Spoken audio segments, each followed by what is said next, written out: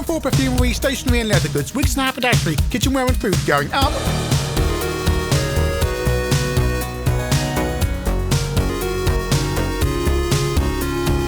Elevator Action is a 1983 arcade game from Taito. You are Agent Otto, you enter the top of the building, have to go downwards using the elevators and escalators, collecting plans from behind doors, and then making your escape via the basement. Being a game from 1983, you would have thought it had been out on the UK 8-bit systems way before the end of 1986, but here we are with Quicksilva's release. Actually reviewed in some of the magazines early 87, so yeah, end of 86. Starting off with the Commodore 64, coded by Binary Design of Zub, Fame, Fuse and all that from Mastertronic Glider Rider as well.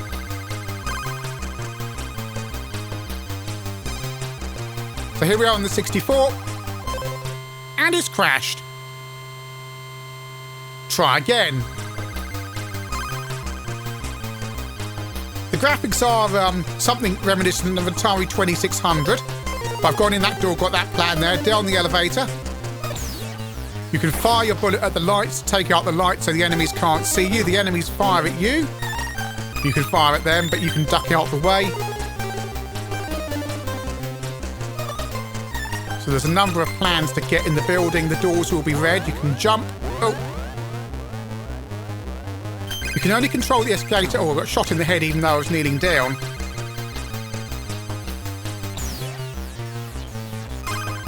Down we go again. You can only control the escalator when you're in it, but you can ride it if you're on top of it, but it will go where it likes. Down the stairs there. It's not a red door on the 64, it just flashes, which isn't helpful. There we go. Another flashing door. Makes it hard to see. Alright, got to wait for the elevator. Down we go again. Another flashing door. Shoot that baddie there. Game over. Over to the Amstrad.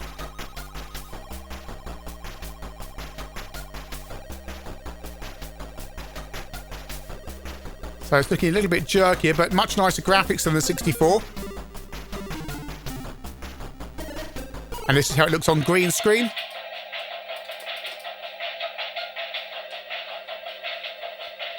As I say, you can only, if you're on top of the elevator, you can only ride where it's going. You can't control it, and you have to be careful of not being crushed when it goes up to the top. The cable that connects the elevator to the mechanisms also stops you crossing over and using it as a bridge. Oh, shot him there. Little marks on the floor indicate where you need to stand to use the elevators, or indeed the doors as well. There's little red blobs or blocks beneath the doors. So there's a door there. To go in the door, you have to do the exact opposite of what the instructions say.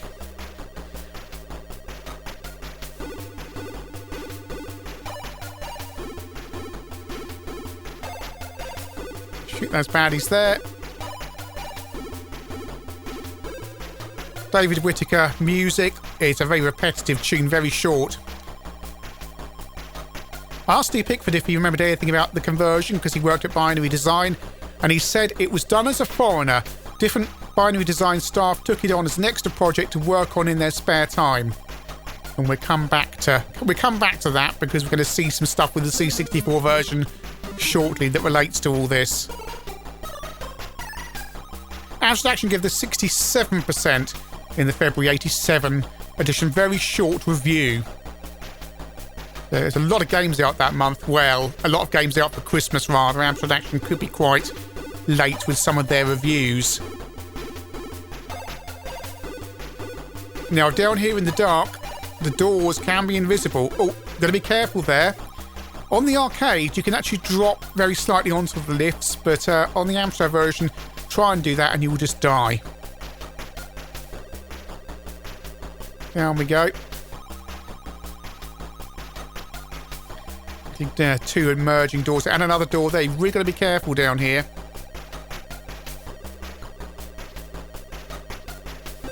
Another one there. You can be waiting around a long time for the lifts to come. And it is very tempting to jump on the top, but as I say, don't do that unless you need to. Spectrum version.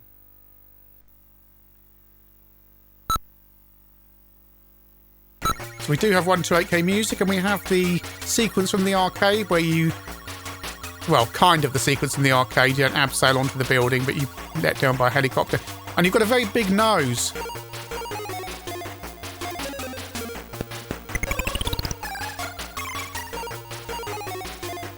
Sinclair user gave this 4 out of 5. Your Sinclair 8 out of 10. Crashed 72%. Red door on the Spectrum. Healthy. Why the C64 doesn't have the red doors? Makes it much easier to see where you've got to go. You've got to face the right way, and there's no blocks on the Spectrum version to show you how to get in the room where you need to stand, which is annoying, because you do have to be standing in exactly the right place. So here I am I'm pressing up to go in the room. Can't get in. Is it going to be something else? Is it going to be downwards? What's it going to be? I'm trying to... Yeah, that's... Even the arcade has the block showing you where to stand, so why the Spectrum doesn't have it, or Colour Clash, I suppose. Yeah, come on, get in the room. Eventually. The baddies can ride the lifts, and they can also jump on top of the lift, so you can ride the lift up to the top and crush them, or if they're beneath the lift, take the lift down and crush them that way as well. There's an MSX version, not from Binary Design, originated in Japan. Seems a little bit slower, but then the arcade's not exactly pacey. It's a very quiet tune, but it is all here.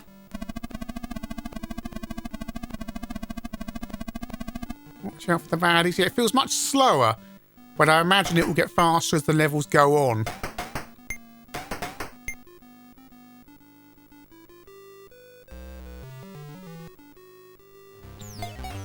C64 version.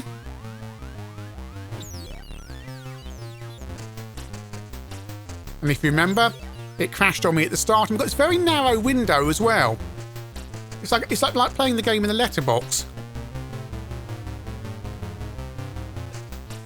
Steve Pickford said he can't remember who did the C64. It's crashed.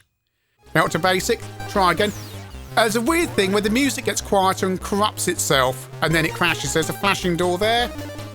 Go in the flashing door. Where do I stand? I don't know. And it's crashed again.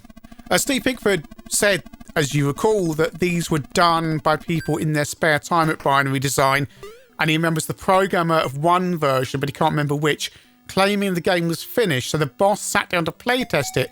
He walked to the left, and the programmer shouted, "Don't go down the left lift shaft. It crashed if you did that," even though he claimed the game was finished.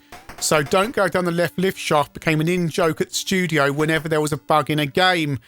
And yeah, there's people online, we're over to the MSX version now, by the way, playing this game further, but I've tried many images of it, and they're all as buggy as anything. Music corrupting itself, and then the game crashing, or going indoors or onto lifts, and the game crashing. Yeah, it's dreadful. The Zap gave it 29%. Commodore user gave it 1 out of 10. On the MSX, I'm down to the lower section now, where there are loads and loads of lifts.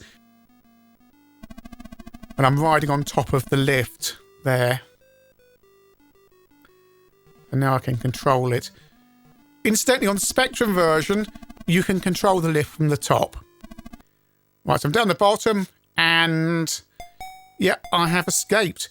Yeah, so you shouldn't be able to control the lift from the top, but on the Spectrum version you can. And I escape in my car. Well, I've turned around and gone out the other way. So this is level 2. And it looks exactly the same, and that's because it is. It's just the baddies get harder. There's more of them, they're more aggressive. They've got more moves. They can do things like lie down and shoot you. Amstrad version. And I've completed level 1.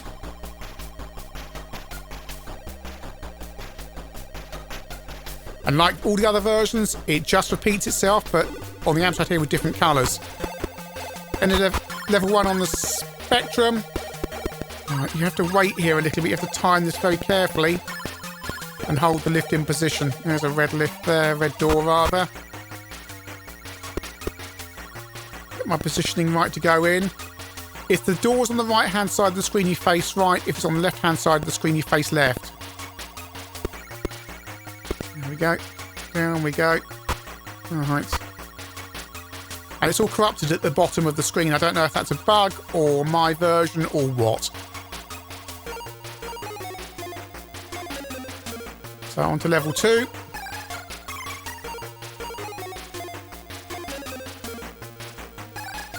So basically all 3 of these UK home versions were done in people's spare time at Binary Design, either at evenings or weekends.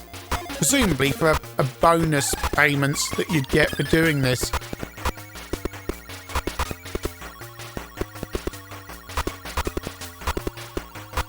But as I say, Commodore user had a right go at Quicksilva for their lack of quality in the releases. I mean, 1 out of 10 is pretty damning.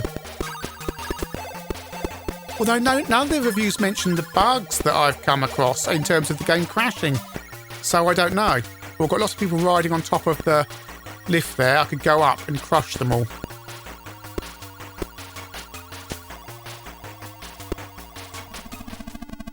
So it's round 2 on the MSX version. Down to the bottom. Shoot the man in the hat. The man in the hat looks like the guy from Eric and the Floaters. Kind of. Down we go. That's level 2 done on the MSX. And Agent Otto makes his escape, although driving one way and then turning around and coming out the other.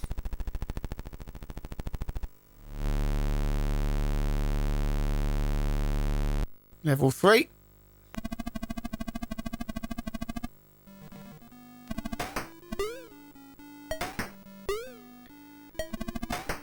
I mean, it's important to remember with this pacing on the MSX, the arcade version isn't exactly speedy from what I could see, so it may feel like it's a quite slow game, but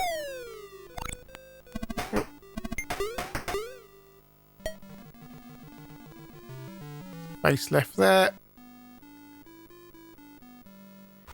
Back onto the Spectrum. This is level 3 and things are getting busier. Any more red doors? There's a red door down the bottom here. You've really got to watch yourself that no one emerges from the door on the opposite side of the screen on these lift levels, or even behind you. But you don't get crushed either. You have to just carefully. Oh. Come on, go down. Stay down. Right. Cover myself. Right. See, they're so aggressive now, even on level 3.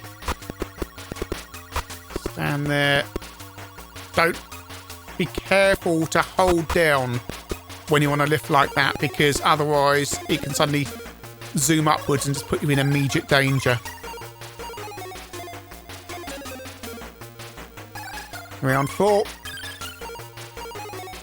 This is a full price game as well, and it feels much more like something that would be a good budget game if it wasn't bugged on the 64. ChinnyVision comes to you every Thursday evening featuring gameplay recorded on original hardware. And if you want more of this, there's ChinnyVision 2, link in the description below for more rough and ready videos. And we have a Patreon if you want to support the channel, because there's no adverts on here. Details also in the description below. I've got collision detection off on the CPC now, and we are on level 4, I think.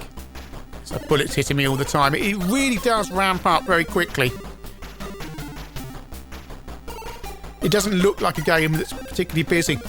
On the Amstrad version, when you come out of a door, you are briefly invulnerable. Briefly. When your character's looking forward. So if any bullets come past, on some of the other versions, you just get shot straight away. Right. Oh, right. Jump in there. Elevator Action is nearly a 4-year-old license by the time Quicksilva released this, and presumably it was very cheap for them to acquire. The gameplay mechanic of the original arcade version is solid enough. The issue for the UK home versions, however, is shoddy conversions. The Amstrad version holds together the best. I think Amstrad Action got it pretty much right with their score of 67%, because on the Amstrad it looks and sounds fine, it plays fine. It's a rather dated game to buy in early 1987.